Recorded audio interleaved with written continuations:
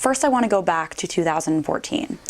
What do you believe that George Soros' main goal was there in trying to destabilize Ukraine and create conflict between Ukraine and Russia? Well, George Soros in 2014 was continuing his plan. He'd been funding in Ukraine since the Berlin Wall came down. He wanted really to move Ukraine away from Russia. So in 2014, with his Maidan uprising, was really a coup d'etat that Soros and the State Department coordinated. So what did President Trump having such different goals, what do you think that has created now? Well, I think President Trump is really on the right track. He wants Ukraine first, just like he wants America first. The Ukrainian people have suffered under Poroshenko and under the EU and Soros. A lot of the manufacturing has left Ukraine. The people are suffering a lower standard of living right now. President Trump is saying this is all being manipulated by the Obama administration, the layovers in the State Department who hate his policy. And Donald Trump says, let's do America first. Let's do Ukraine first. Let's get the jobs back. And we don't need conflict with Russia. Is this about cash and oil?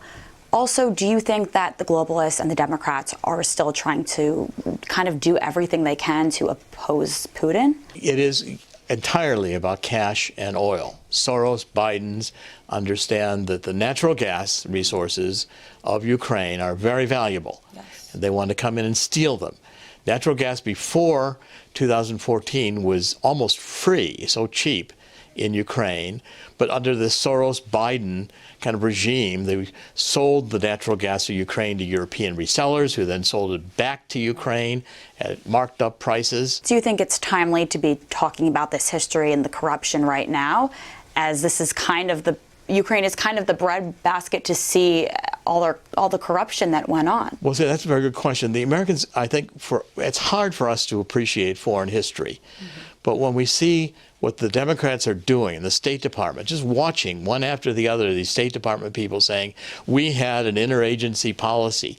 Well, that policy was designed to push Ukraine into NATO and into the EU, and it would have caused an inevitable conflict, which it has caused, with Russia.